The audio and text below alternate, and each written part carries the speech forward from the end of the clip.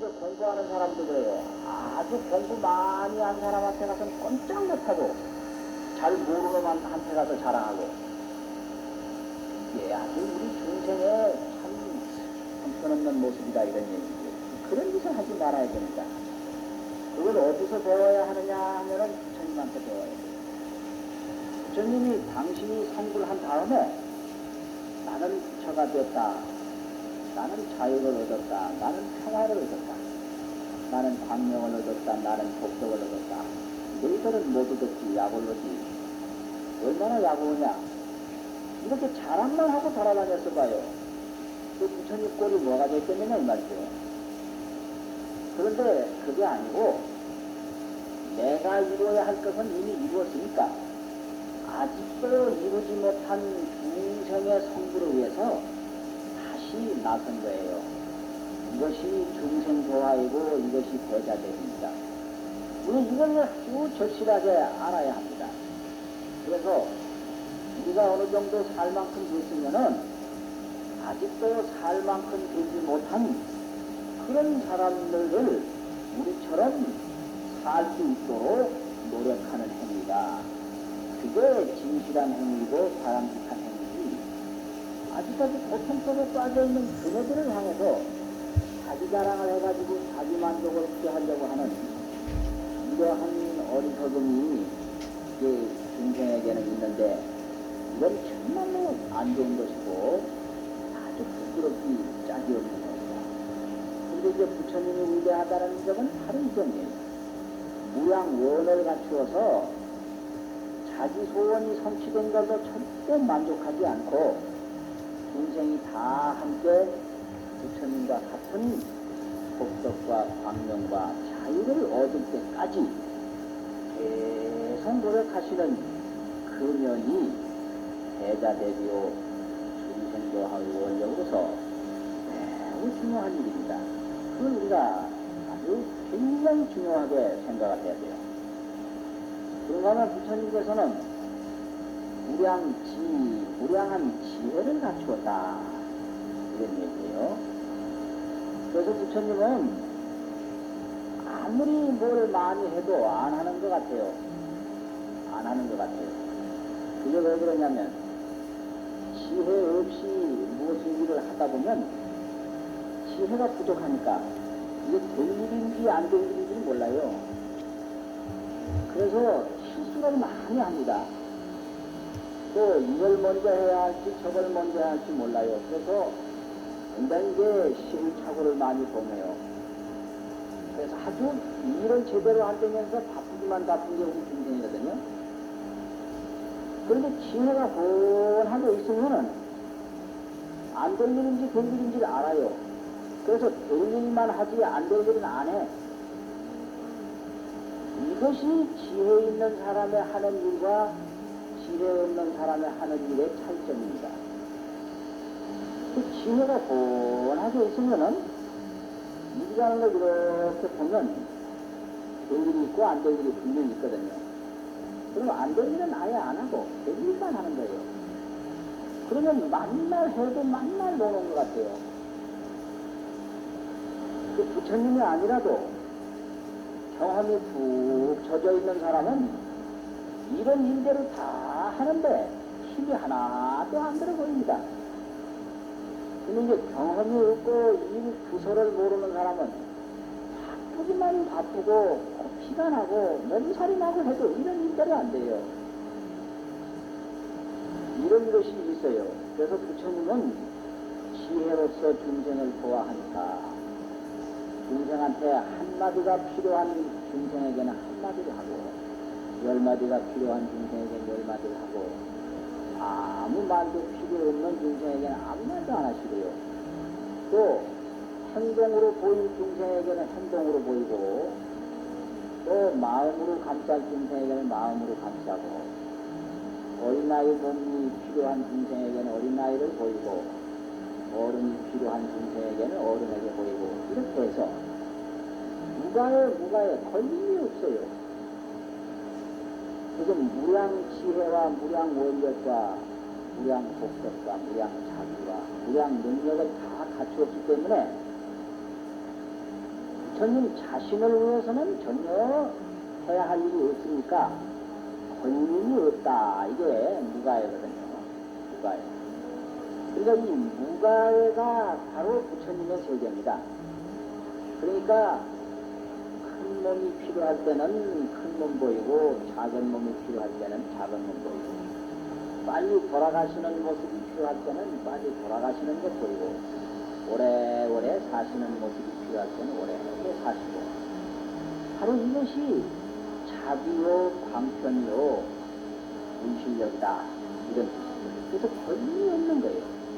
크게 할 때는 크게 하고 작게 할 때는 작게 하고 오래 할 때는 오래 하고 짧게 할 때는 짧게 하고 이렇게 권림이 없는 세계 한마디로 말해서 무가의 세계 권림이 없다 이 말이에요. 또 자유자재의 세계 이러한 세계가 부처님의 세계입니다. 그러면 그와 같은 부처님께서 우리에게 뭘 가르쳐 주셨는가? 그 부처님이 가르친 내용인데 중심이 되는데 그것은 한마디로 말하면 인연법을 가르치신 것입니다. 인연법. 인도의 전체 원리는 인연의 원리예요. 인연을 얘기한 종교는 불교입니다. 인연은 불교는 운명이 아니고요. 지금 다른 게 아니에요. 인연이에요. 불교는 하늘이 생기는 것도 인연이고 땅이 생기는 것도 인연이고 사람이 생기는 것도 인연이고 모든 천지 만물이 생기는 것도 인연이고 없어지는 것도 인연이다. 이렇게 보는 겁니다. 이게 불교입니다. 그럼 인연을 어떻게 얘기했느냐? 일본말로는 프라티티아 사무스파다 이런 말인데 그걸 원리로 해석한 것으로 보면은 이것이 있음으로써 저것이 있고 저것이 있음으로써 이것이 있다. 이것이 없어지면 저것도 없어지고 저것이 없어지면 이것도 없어진다. 이렇게 설명을 했어요. 이렇게 얘기를 하면 뭔가 좀 이상해요. 알듯알듯하면서 가물가물하고 무슨 암호 비슷하게 이렇게 돼 있단 말이죠. 근데 그러니까 주님께서 막대기를 두 개를 이렇게 보이시면서 막대기 둘을 서로 기대서 세워놓으면 서진단 말이죠. 이게 왜 서는가? 왼쪽 것이 있음으로써 오른쪽 것이 있고 오른쪽 것이 있음으로써 왼쪽 것이 있다. 이런 원리죠. 왼쪽 것이 없어지면 오른쪽 것도 없어지고 오른쪽 것이 없어지면 왼쪽 것도 없어진다. 이게 인연입니다. 그리고 또 뭐냐? 말미암아서 생긴다. 이게 인연입니다. 말미암아서 생긴다. 전생으로 말미암아 금생이 생기고 금생으로 말미암아 내생이 생긴다. 이게 바로 인연이죠. 그래서 말미암아서 생긴다 이래가지고 인연 연자를 말미암는다는 뜻으로 해석을 해요. 그래서 연생이라고 합니다. 연생, 연에 의해서 생긴다. 또 생긴다는 말을 일어날 기자로 해석을 해서 연기라고 그러죠. 연기. 모든 게 인연으로 말미암아 일어난다. 이걸 가르친 게 불교예요. 그러면은 너로 말미암아 내가 있고 나로 말미암아 내가 있다. 이런 거 아내로 말미암아 남편이 있고 남편으로 말미암아 아내가 있다. 이런 거죠. 결혼을 서로가 안 하게 되면은 남자는 그냥 남자지 남편은 아니거든요. 여자는 그냥 여자지 아내는 아니에요. 너네 이런 거. 아무리 뭐 해도 아이를 안 낳으면은 어머니는 아니에요. 그냥 여성이지, 여성. 근데 아이를 낳아야 그때서 이제 어머니가 되는 거죠. 또 아무리 똑똑해도 부모가 없으면은 자기가 나올 수가 없으니까 부모에 의해서 아들이 아이가 있고 또 아이에 의해서 부모가 있는데 이게 전부 인연법이에요. 이게 다 말미암아서 되는 겁니다. 그러니까 이런 그 말미암아만 놓으면 저절로 일어난다. 말미암아만 놓으면 저절로 생긴다. 이게 바로 연생법, 연기법이라고 합니다. 법이라는 건 진리라는 뜻이거든요. 농사를 열심히 지으면 그 사람을 보고 농부라고 합니다. 그 왜 농부라고 그러는가? 농사 짓는 그 직업으로 말미암아 농부가 되는 거죠. 이걸 업이라고 그러지, 불교에서. 농업에 종사하면 농업에 종사하는 그 업으로 말미암아 농부가 되고, 상업에 종사하면 상업으로 말미암아 상인이 되고, 학업에 종사를 하면 학업으로 말미암아 학자가 되는 거예요. 이게 전부 말미암아서 되는 거지. 그래서 이거를 달리 보면은 복을 열심히 지어놓으면 그 복지은 업으로 말미암아 복을 받게 되는 겁니다. 지혜를 열심히 닦아놓으면은 그 닦음으로 말미암아 지혜롭게 되죠. 그래서 이러한 원리가 인연법이기 때문에 이 인연법으로 부처님께 기도를 잘하면 그 기도를 잘한 인연으로 말미암아 복을 받게 돼 있어요. 그게 바로 인연법이에요. 연구를 잘하면 연구를 한 그 인연으로 극락세계에 가게 돼 있고, 보를 잘 닦으면은 보 닦은 그 인연으로 보통하게 돼 있습니다. 이게 바로 연구법입니다.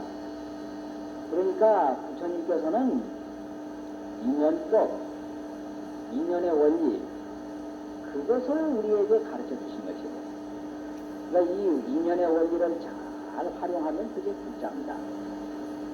이 인연이라는 게 참 재미있는 거예요. 보통 재미있는 게 아닙니다. 하엄경을 해석한 글 중에 금사자장이라고 하는 책이 있는데, 그 금사자장에서는 인연을 어떻게 설명했느냐 하면, 금으로 사자를 하나 만든 것이 있어요. 이게 금사자입니다. 그런데 내용은 금인데 모양은 사자거든요. 금이 어떻게 해서 사자 모양이 됐는가, 이걸 설명하는 내용이에요. 금이 사자 모양이 된 것은 금 스스로 의해서 된 게 아니고 그 사자 모양을 만든 인연에 의해서 됐거든요. 이걸 연기라고 합니다. 인연에 의해서 일어났다. 사자 모양은 인연에 의해서 된 것이죠. 연기죠. 자기가 아니요, 스스로 된 게 아니에요. 스스로 일어난 건 자기죠. 스스로 작가 일어났습니다. 이 세상에 자기법이 없다. 내가 이 세상에 나온 것도 이게 자생이 아닙니다. 연생이에요. 부모가 만나서 낳게 된 거죠. 연생이죠. 또 부모는 또 자생이냐, 그게 아니에요. 또 부모가 또 있어요. 그 부모는 또 부모가 또 있는데 전부 연생법이에요. 연생법. 이러한 빌딩이 되는 것도 자생이 아니고 연생입니다. 이런 빌딩이 될 수 있도록 다 설계를 하고 기초를 갖고 이렇게 공사를 하고 연생으로 이게 다 태어난 거지 자생으로 태어난 건 없다. 이게 불교의 인연법입니다. 금이 스스로 사자된 건 아니죠. 사자가 될 수 있도록 인연이 거기에 깃들여졌기 때문에 사자가 된 겁니다. 이게 연생이고 이게 연기법이에요. 만약에 같은 금이라도 사자를 만드는 사람을 만나지 못하고 강아지 만드는 사람을 만났다면 그건 금강아지가 되는 거예요. 의미가 있는 겁니다. 또 송아지 만드는 사람 만나면 그 금송아지가 되는 겁니다. 어떤 인연을 만나느냐에 따라서 사자도 되고 강아지도 되고 송아지도 되고 또 망아지 만드는 사람 만나면 망아지 되는 거죠. 이것이 인연법입니다.